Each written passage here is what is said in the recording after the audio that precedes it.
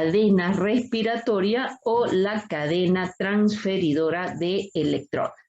Y esta consiste en una serie de compuestos que se denominan transportadores electrónicos, los cuales se constituyen moléculas de naturaleza proteica que se encuentran formando parte de la membrana mitocondrial interna.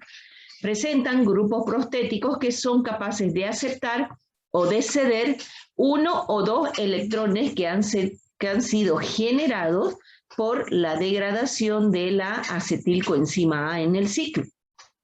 El flujo de esos electrones a través de los 4 complejos que constituyen la cadena respiratoria produce también un bombeo de cierta cantidad de energía expresada en forma de protones al espacio intermembral, creando lo que se denomina una fuerza protón motriz, que va a ser la que va a activar el siguiente proceso denominado de fosforilación oxidativa. Entonces, cuando estamos hablando de que el proceso de transferencia de electrones se va a llevar a cabo, para ello se requiere lo que denominamos los eslabones de la cadena, que vienen a ser diferentes componentes de naturaleza proteica.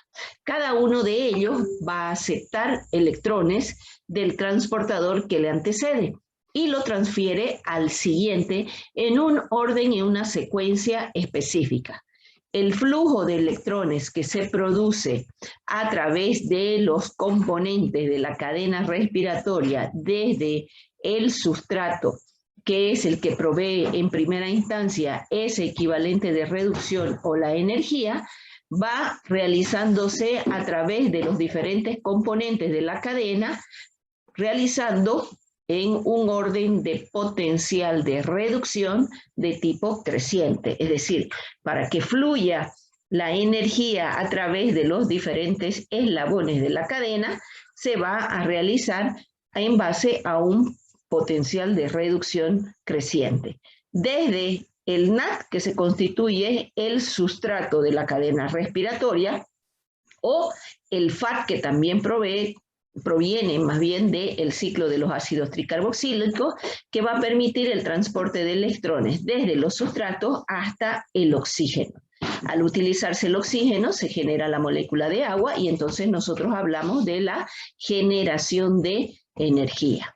La transferencia que se efectúa de los electrones lo hace a través de los denominados eslabones por reacciones de tipo redox, es decir, el fundamento de funcionamiento de la cadena respiratoria viene a ser una reacción de óxido-reducción. Los denominados eslabones de la cadena vienen a ser los diferentes componentes de naturaleza proteica. Entre ellos tenemos la ubiquinona, también denominada coenzima Q, el FMN o el flavin mononucleótido, el grupo hemo que está presente en los diferentes citocromos que constituyen parte de la cadena respiratoria. Estamos hablando del citocromo C1, el citocromo C, el citocromo AA3, que vienen a constituir parte de la membrana interna mitocondrial y que van a funcionar a través de las reacciones de óxido-reducción, constituyéndose eslabones de la cadena. Para que se pueda entender cómo así es que cada uno de estos eslabones ejerce su acción o interviene transfiriendo los electrones que están siendo cedidos por el componente precedente, vamos a ir viendo aquí la estructura. La ubiquinona, también denominada coenzima Q, viene a ser un derivado de tipo quinona con una larga cadena isoprenoide de diferentes unidades de isopreno, que van a variar en relación al tipo de la especie de la cual estemos haciendo alusión. Entonces, esta puede presentar 3 estados de oxidación. Si bien esta es la estructura oxidada, entonces va a pasar a estado reducido cuando capte los equivalentes de reducción o electrones que están siendo cedidos por el proceso de deshidrogenación que se lleva a cabo en el ciclo, de manera tal que va a pasar de su estado oxidado a su estado reducido, es decir, actúa como una coenzima captando esos equivalentes de reducción que van a hacer incorporados a la estructura cíclica de la ubiquinona o de la coenzima Q. Una vez que los ha captado, inmediatamente lo va a ceder a el componente que le sigue y que se constituye otro de los eslabones de la cadena.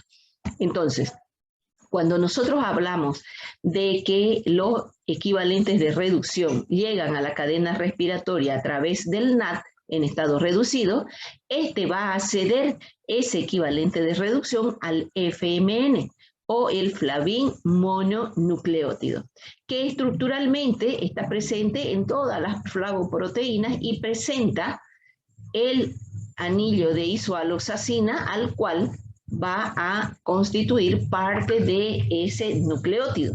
Está unido a un azúcar y obviamente a un fósforo para constituir lo que conocemos como una base estructural del nucleótido.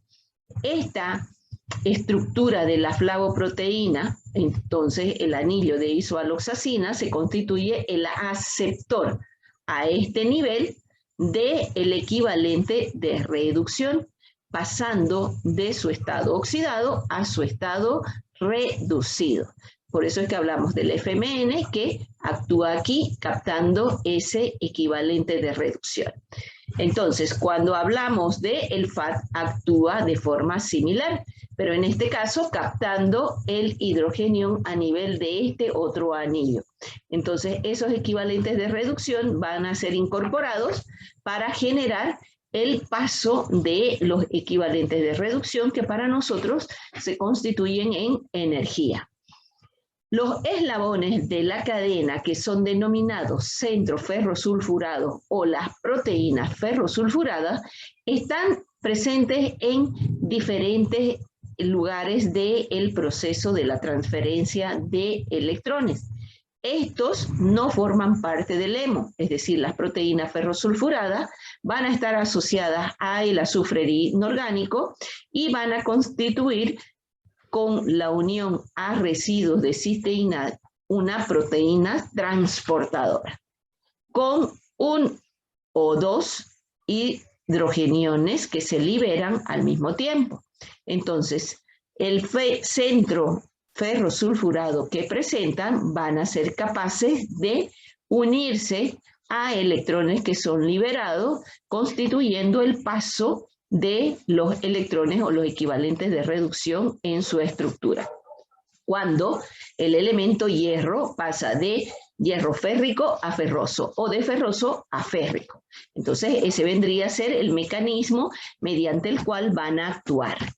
Cuando hacemos referencia al grupo hemo, aquí también estamos haciendo alusión a la participación fundamentalmente del elemento hierro que forma parte de la estructura del grupo prostético de estas proteínas.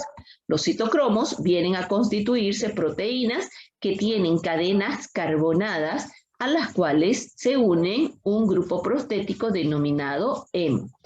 Ese hemo presenta al interior del anillo el hierro que puede estar pasando de estado ferroso a estado férrico y a partir de esa reacción de óxido-reducción, entonces este va a permitir el paso de la energía. El grupo prostético para funcionar como tal y se va a diferenciar entre sí de los diferentes tipos de citocromo a los cuales hacemos alusión a través de la cadena que se encuentra unida a ellos formando parte de la estructura proteica. Es decir, cada uno de los citocromos van a presentar diferentes potenciales de oxidorreducción y de esta manera van a intervenir en la cadena respiratoria favoreciendo el paso de los electrones a través de la cadena. Entonces, cuando hablamos de los eslabones, van a organizarse de manera tal que siguen un gradiente electroquímico que hemos dicho de que va a ser creciente. Entonces, los primeros eslabones que son el NAD, una proteína ferrosulfurada que va a ceder su equivalente de reducción al FMN, se constituyen el primer complejo presente en la cadena, que como ustedes observan aquí es una estructura molecular grande. El segundo complejo, cuando el FAT trae su equivalente de reducción para cedérselo a la coenzima Q, este viene a ser una estructura mucho más pequeña que en el caso anterior, donde el succinato va a ceder su equivalente de reducción a la coenzima Q. Entonces, que viene a ser a través de el FAT. Una vez que ha llegado el equivalente a la coenzima Q, entonces se va a producir la transferencia de esos electrones a través de los citocromos que se encuentran presentes, constituyendo el tercer complejo, donde tenemos el citocromo B, el citocromo C1 y una proteína ferrosulfurada.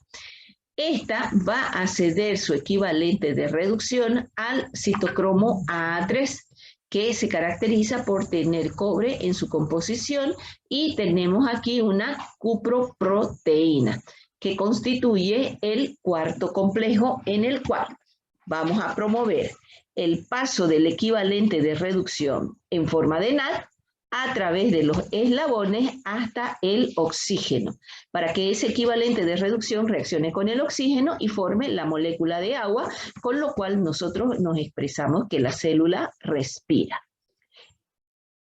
En ese proceso de transferencia de electrones se va a producir la liberación de pequeñas porciones de energía que se va a conectar a el otro componente.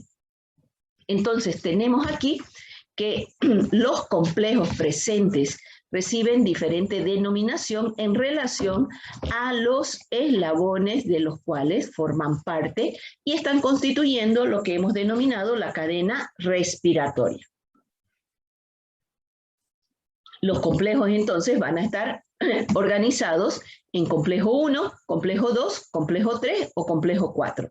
Si queremos analizar cuáles son los que intervienen en estos complejos, entonces hacemos referencia al NAD coenzima Q óxido reductasa. El complejo 2 vendría a ser el succinato coenzima Q reductasa, que viene a ser el único complejo que no bombea hidrogeniones a la coenzima Q. En el caso del grupo 3 o el complejo 3, está formado por la coenzima Q, la citocromo C óxido reductasa.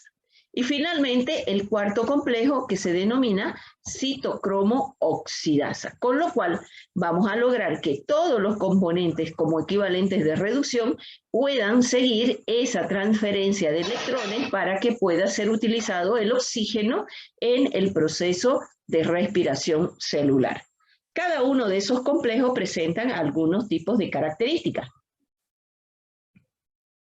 Si hemos dicho de que el mecanismo de funcionamiento de la cadena respiratoria es a través de una oxidorreducción, entonces las enzimas que catalizan ese paso de energía pertenecen al grupo de las oxidorreductasas, donde el punto de entrada van a ser los electrones que provienen del NAD.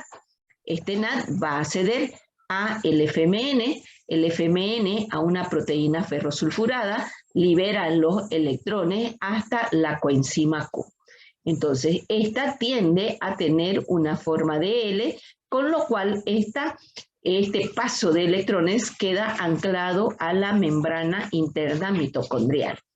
El segundo complejo, que viene a ser la succinato coenzima Q, este es uno de los más pequeños. Si comparamos con el complejo 1, entonces en tamaño vienen a ser más pequeños. Y este está reaccionando junto con proteínas ferrosulfuradas.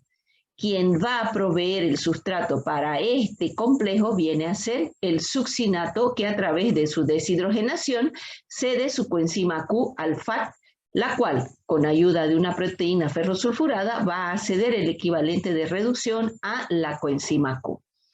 Se constituyen también proveedores de equivalentes de reducción al FAT, por ejemplo, la degradación del glicerol 3-fosfato o por acción de la glicerol 3-fosfato deshidrogenasa. Entonces, de igual forma, me van a llegar equivalentes de reducción hasta la coenzima Q. Los ácidos grasos también pueden transferir sus electrones de alta energía directamente a el FAT para que éste provea de esos equivalentes de reducción a los otros componentes de la cadena respiratoria. El tercer complejo implica el paso de los electrones desde la coenzima Q hasta el citocromo C. Este va a hacerlo en una reacción de óxido-reducción, la cual posee dos espacios donde se produce esa transferencia. Vamos a tener el citocromo C, entonces que va a aceptar esos equivalentes de reducción dentro de un centro que está formado tanto por hierro como por azufre, al igual que las proteínas ferrosulfuradas. Y entonces aquí va a permitir el transporte o la transferencia de esos equivalentes de reducción. El cuarto complejo está constituido por el citocromo C oxidasa. Se constituye la etapa final de transporte de electrones, donde la citocromo C oxidasa va a ceder su equivalente de reducción a el oxígeno para que éste pueda generar molécula de agua. Aquí están presentes elementos del tipo cúprico o cuproso, que son los que van a intervenir en el proceso de transferencia o en la reacción de la óxido-reducción que se lleva a cabo. El proceso de transferencia desde el NAD a través de los diferentes eslabones de la cadena hasta el oxígeno se constituyen el proceso o el mecanismo mediante el cual funciona la cadena respiratoria. Hemos dicho de que en ese proceso se van a generar o liberar pequeñas porciones de energía. Cuando el primer complejo o el NAD coenzima Q reductasa cede sus equivalentes de reducción al FMN, a la proteína ferrosulfurada y luego a la coenzima Q, hay una pequeña liberación de energía. Lo mismo ocurre cuando el tercer complejo hace su paso de electrones a los demás. Entonces voy a tener una liberación de pequeñas porciones de energía. Y finalmente, cuando el cuarto complejo cede su equivalente de reducción hasta el oxígeno, se libera una pequeña cantidad de energía que va a permitir formar un gradiente de concentración de hidrogeniones en el espacio intermembránico que luego va a ser utilizado para el proceso de fosforilación oxidativa. Entonces, ese paso de electrones y como consecuencia la liberación de energía puede sufrir un mecanismo de inhibición, que dependiendo del compuesto al que hagamos referencia, esta inhibición se puede llevar a cabo a nivel de los diferentes complejos. Por ejemplo, tenemos que la rotenona, la pericidina, el amital, el bicumerol van a evitar el paso de los electrones a nivel del primer complejo. Entonces quedaría inhibida la liberación de esta cantidad de energía y por lo tanto, con ello el resultado también de una insuficiente formación de ATP. Si hablamos del paso del tercer complejo, aquí la antimicina puede considerarse como uno de los inhibidores del paso de electrones a través de este tercer complejo, que también va a dar como resultado la falta de síntesis de ATP. Otro de los componentes que va a actuar como inhibidor, pero esta vez a nivel del cuarto complejo, lo constituyen gases como por ejemplo el cianuro, el monóxido de carbono. Las ácidas se constituyen inhibidores del paso de energía a través del cuarto complejo, que se va a traducir también en una insuficiente síntesis de la molécula de ATP. Por eso hablamos de inhibición. Si el proceso se ha llevado a cabo tal cual lo hemos descrito, entonces el equivalente de reducción que está siendo liberado o la energía que está siendo liberado en este proceso de transferencia va a originar o va a promover que se lleve a cabo el siguiente proceso metabólico o la siguiente vía metabólica denominada fosforilación oxidativa. Esta también tiene lugar en la mitocondria. Es el proceso mediante el cual la energía resultante se va a aprovechar para formar la molécula de ATP. Esta se constituye una reacción que es simple si hablamos conceptualmente, pero si vemos el mecanismo mediante el cual actúa, entonces estamos hablando de un proceso complejo. Para que ello ocurra, interviene el complejo denominado ATPasa o ATP sintasa, que se constituye un traslocador de los protones que se generan en el espacio intermembránico cuando los eslabones de la cadena ceden esos equivalentes de reducción o los protones luego de que se produce la transferencia. Para poder explicar cómo así este mecanismo de transferencia de electrones que se efectúa a nivel de la cadena respiratoria promueve la síntesis de ATP, hubieron diferentes teorías. La más aceptada hasta hoy es la teoría quimiosmótica que fue propuesta por Peter Mitchell en los años 60. La teoría se basa en que se genera un gradiente de concentración en el espacio intermembránico cuando los eslabones de la cadena realizan su transferencia de electrones.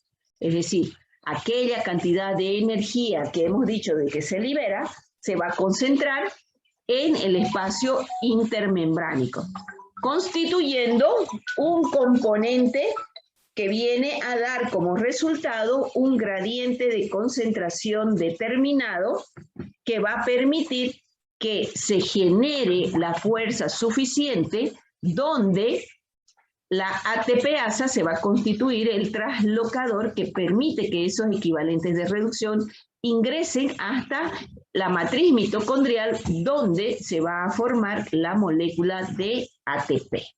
Entonces, en este esquema podemos ver cómo así la transferencia de electrones a través de los eslabones de la cadena van a permitir a nivel del complejo 1 la liberación de energía en el espacio intermembránico. El complejo 3 también libera pequeñas porciones de energía, lo mismo que el complejo 4.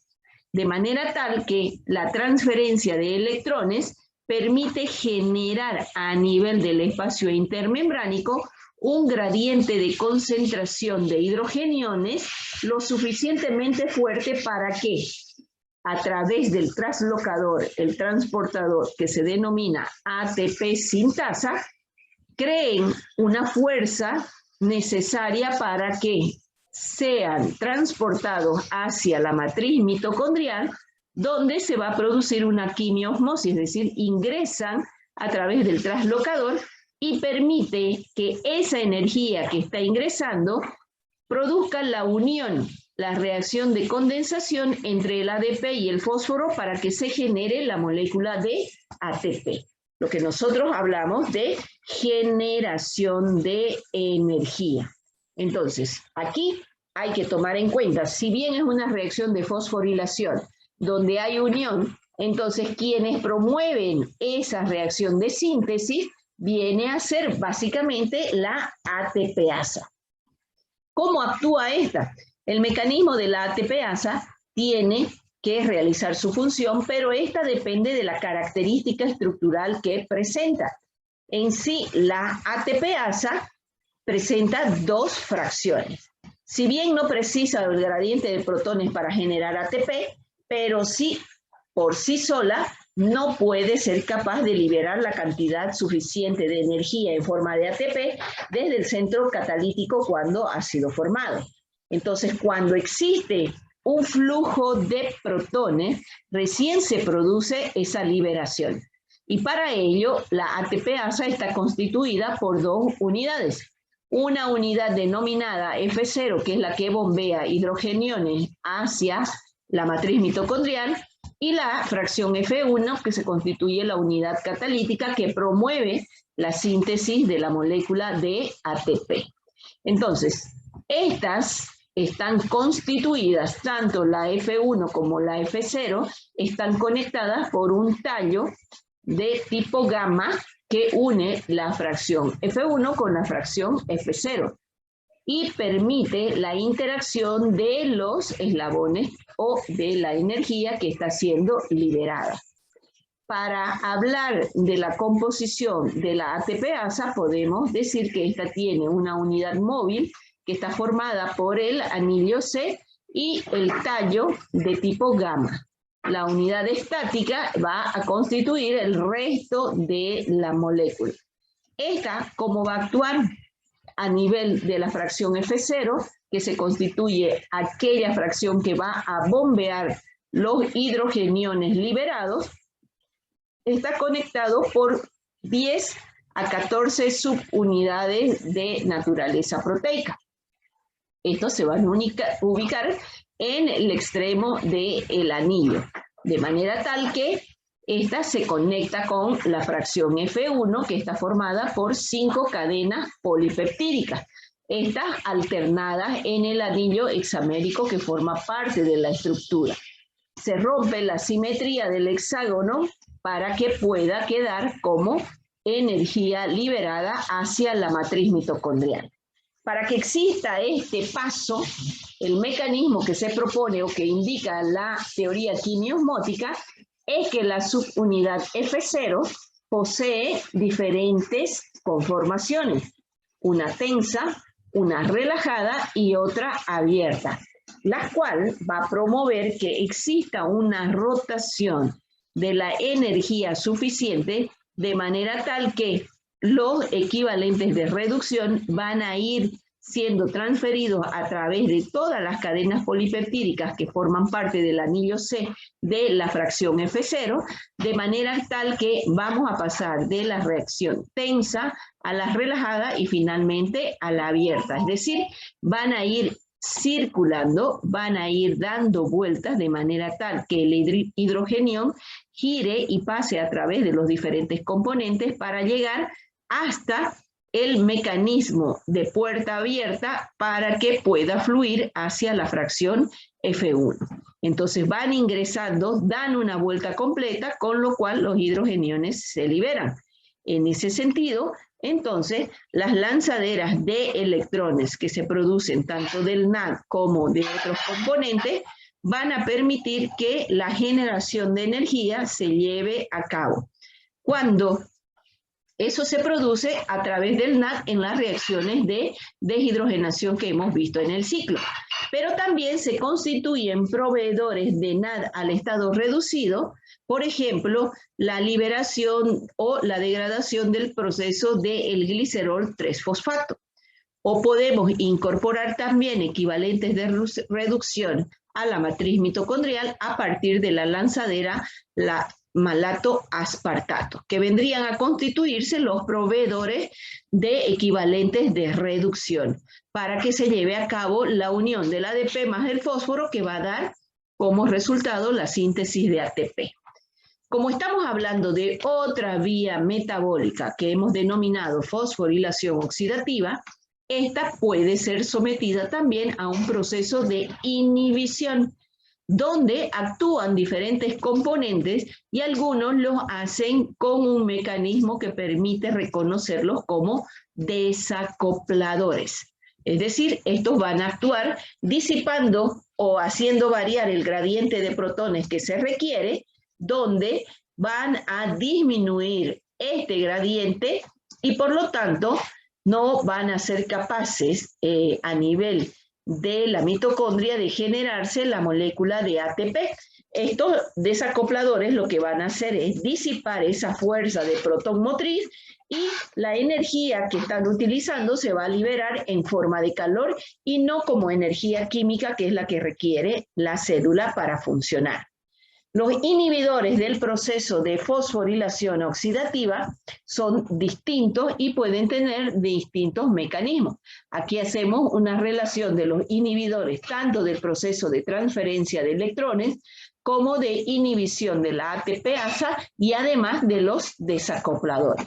¿Qué hacen los inhibidores de transferencia de electrones? Ya hemos dicho que la reacción de tipo redox puede quedar inhibida por acción del cianuro, del monóxido de carbono, de la antimicina, de la rotenona, de la mitán o de la piericidina, que actúan a diferentes niveles de los complejos de la cadena respiratoria.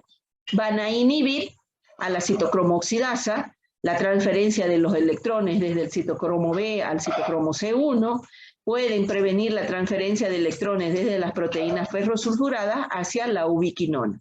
con lo cual no va a haber liberación de energía y como consecuencia final la falta de síntesis del ATP. A nivel de la ATP sintasa actúan la oligomicina y el atractolócido, que viene a ser un componente que va a bloquear el paso de energía para la formación o la unión del fósforo a la molécula de ADP como aceptora. Si hablamos de los desacopladores, entonces estamos viendo como ejemplo el 2,4-dinitrofenol, el pentaclorofenol, el clorocarbonilcianurofenilhidrazona, que vienen a actuar disipando, habíamos dicho, o disminuyendo el gradiente de concentración de protones, por lo tanto, disminuyen también la síntesis de ATP. El proceso que nosotros queremos conseguir aquí a través de lo que hemos denominado proceso bioenergético viene a ser la síntesis de la molécula de ATP. Pero cada una de las vías que forma parte de este proceso puede llevarse a cabo en forma de requerimiento de la célula o puede también quedar inhibido, como lo acabamos de mencionar. Se cumple así o no el proceso o el producto al cual queremos llegar, que viene a ser la molécula de ATP,